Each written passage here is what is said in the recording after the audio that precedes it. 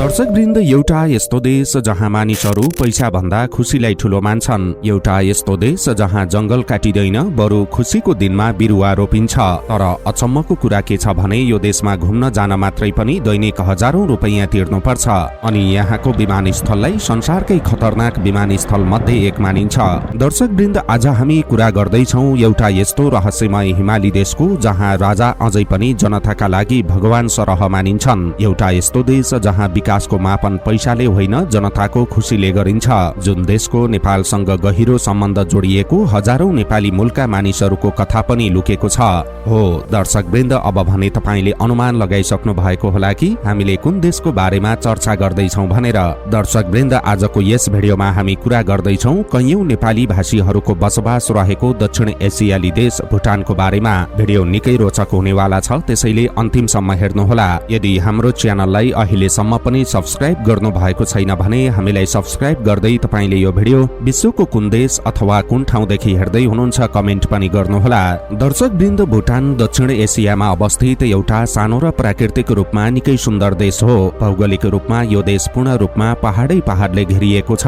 यसको सीमा दक्षिण, पूर्व र पश्चिम तर्फ भारत र उत्तरतर्फ चीनको तिब्बतसँग जोडिएको छ। तर भुटान र नेपालको बीचमा भारतको सिक्किम राज्य पर्दछ, जसको चौडाई कतिपय ठाउँमा मात्र 30 देखि 40 किलोमिटर मात्र छ।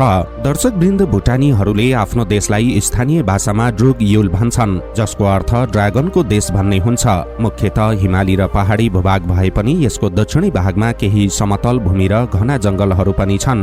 दर्शकवृन्द, भुटानको इतिहास धार्मिक र सांस्कृतिक रूपमा तिब्बतसँग गहिरो गरी जोडिएको छ। 17औं शताब्दीको सुरुवातमा सन् 1616 तिर तिब्बतबाट आएका लामा शब्दरुङ ngangबाङ नामग्यालले छरिएर रहेका ससाना राज्यहरूलाई एकीकृत गरेर आधुनिक भुटानको जग बसालेका थिए। भनिन्छ कि उनले नै भुटानमा धार्मिक र प्रशासनिक सत्ताको दोहोरो प्रणाली सुरु गरेका थिए। धेरैलाई लाग्न सक्छ भुटान सधैँ यस्तै थियो, तर सन् 1907 मा मात्रै उगेन वाङचुक भुटानको पहिलो वंशानुगत राजा बनेका थिए। हाल यहाँका राजा जिग्मे खेसर नामग्याल वाङचुक हुन्। रोचक कुरा त के छ भने भुटानको इतिहासमा कुनै पनि वैदेशिक शक्तिले यसलाई पूर्ण रूपमा कब्जा गर्न सकेन। यो सधैँ एउटा स्वतन्त्र राष्ट्रको रूपमा रह्यो। दर्शकवृन्द, भुटानको आधिकारिक भाषा जोङ्खा हो, तर यहाँ अंग्रेजी र नेपाली भाषा पनि व्यापक रूपमा बोलिन्छ। भुटानको दक्षिणी भेगमा बसोबास गर्ने नेपाली मूलका भुटानीहरूलाई लोहोत साम्पा भनिन्छ। सन् 1980 को दशकको अन्त्य र 90 को दशकको सुरुवातमा भएको राजनीतिक उथलपुथलका कारण धेरै नेपाली मूलका मानिसहरूले भुटान छोड्नु पर्यो र शरणार्थीका रूपमा नेपाल आउनु पर्यो। तर अझै पनि भुटानको कुल जनसंख्याको करिब 25 देखि 30% हिस्सा नेपाली मूलका मानिसहरू रहेको अनुमान गरिन्छ। दक्षिणी भुटानका धेरै ठाउँमा जाँदा तपाईलाई नेपालकै कुनै गाउँमा पुगेको जस्तो भान हुन्छ, किनकि त्यहाँको खानपान र लवज ठ्याक्कै नेपाली शैलीको छ। दर्शकवृन्द, भुटानीहरूको दैनिकी निकै सरल र आध्यात्मिक हुन्छ।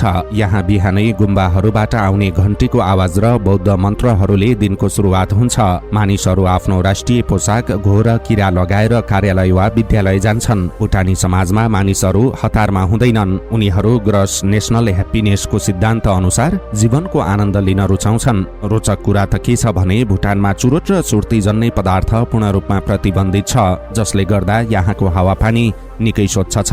दर्शकवृन्द, बेलायती साम्राज्यको समयमा सन् 1865 मा भएको सिन्चुल सन्धिपछि भुटानले आफ्नो केही भूभाग ब्रिटिश इन्डियालाई सुम्पिएको थियो। सन् 1910 को पुनाखा सन्धिले भुटानको विदेश नीतिमा बेलायतको परामर्श रहने सुनिश्चित गर्यो। भारत स्वतन्त्र भएपछि सन् 1949 मा भारत र भुटान बीच नयाँ मैत्री सन्धि भयो। सन् 2007 मा यो सन्धि परिमार्जन गरियो, जसले भुटानलाई आफ्नो विदेश र रक्षा नीतिमा थप स्वतन्त्रता प्रदान गर्यो। तर पनि भुटानको सुरक्षा र विकासमा भारतको भूमिका अझै पनि अत्यन्तै महत्वपूर्ण र रणनीतिक छ।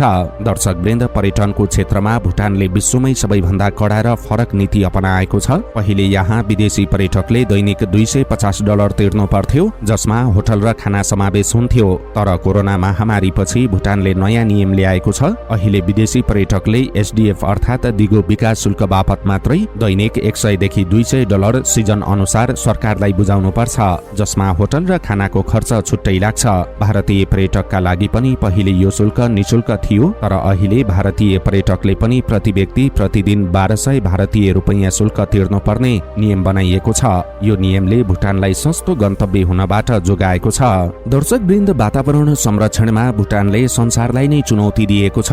यो देशले सन् 2015मा एउटा अद्भुत विश्व रेकर्ड कायम गर्यो, जहाँ 100 जनाको टोलीले मात्र 1 घण्टामा 49,672 वटा बिरुवा रोपेर गिनिज वर्ल्ड रेकर्ड बनाएको थियो। यहाँ मानिसहरू जन्मदिन होस् वा कुनै खुसीको अवसर बिरुवा रोपेर मनाउन रुचाउँछन्। सन् 2016मा राजकुमारको जन्म हुँदा देशभरका मानिसहरूले खुसियालीमा 1,08,000 बिरुवाहरू रोपेका थिए। यही कारणले गर्दा भुटान संसारकै एकमात्र कार्बन नेगेटिभ देश हो, जसले जति कार्बन उत्सर्जन गर्छ त्योभन्दा बढी यहाँका जंगलले सोच्छन्। दर्शकवृन्द, क्षेत्रफलको कुरा गर्दा भुटान 38,394 वर्ग किलोमिटर क्षेत्रफलमा फैलिएको एक सानो मुलुक हो। हाल यहाँको जनसंख्या करिब 8,02,000 को हाराहारीमा छ। भुटानको अर्थतन्त्रको मेरुदण्ड जलविद्युत हो। यहाँ उत्पादित अधिकांश बिजुली भारतमा निर्यात गरिन्छ। भुटान संसारको एउटा यस्तो देश हो जसले जीडीपी भन्दा बढी जीएनएचलाई प्राथमिकता दिन्छ।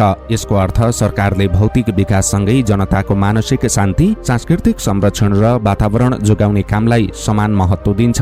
दर्शकवृन्द, भुटानमा आफ्नो संस्कृति जोगाउन सरकारले केही कडा कानून बनाएको छ। सरकारी कार्यालय, विद्यालय र औपचारिक कार्यक्रमहरूमा पुरुषले घोर, महिलाले किरा लगाउनै पर्ने नियम रहेको छ। यति मात्र होइन, भुटानमा घर बनाउँदा पनि परम्परागत वास्तुकला पालना गर्नुपर्छ। घरको झ्याल, ढोका र छतको बनावट कस्तो हुने भन्ने कुरा सरकारले तोकेको मापदण्ड अनुसार हुनुपर्छ।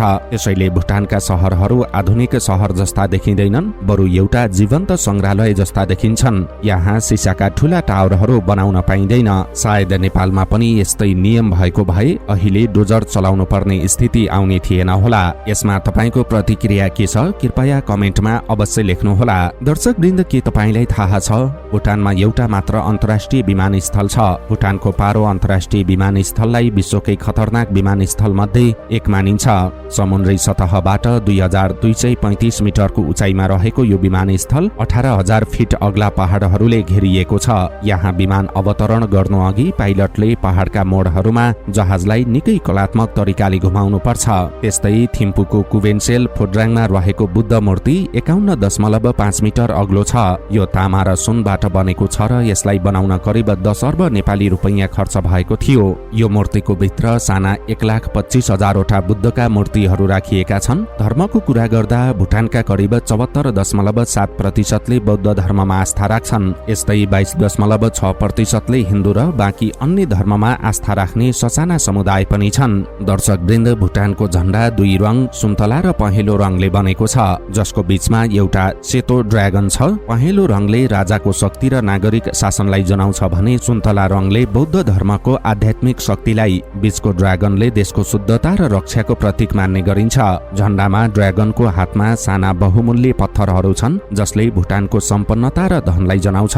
दर्शकवृन्द, भुटानको राष्ट्रिय जनावर पनि त्यहाँको इतिहास जस्तै रहस्यमय छ। यसको नाम ताकिन हो। यो जनावर देख्दा अचम्म लाग्छ।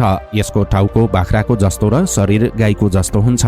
भुटानी किम्वदन्ती अनुसार 15औं शताब्दीका एक धर्मगुरु डिभाइन म्याडम्यानले गाई र बाख्राको हड्डी जोडेर यो अनौठो जनावर बनाएका थिए। यो जनावर केवल पूर्वी हिमालय क्षेत्रमा मात्र पाइन्छ र यो भुटानको धार्मिक र सांस्कृतिक पहिचानको अभिन्न अंग बनेको छ। दर्शकवृन्द, भुटानको प्रकृति केवल हरियालीमा मात्र सीमित छैन।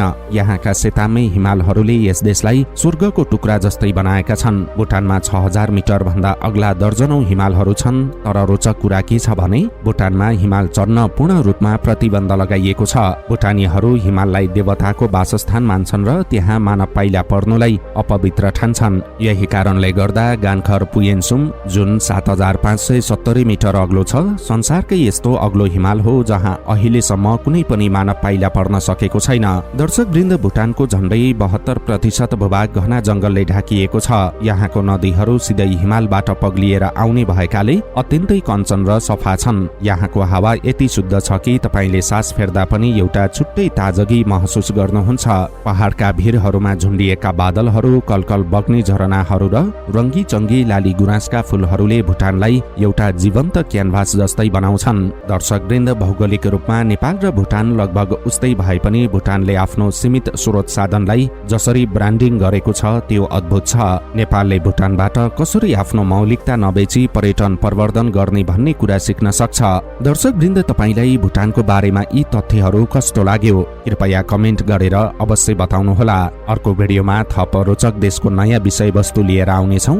तबसम्मका लागि बिदा हुन्छौँ। नमस्कार।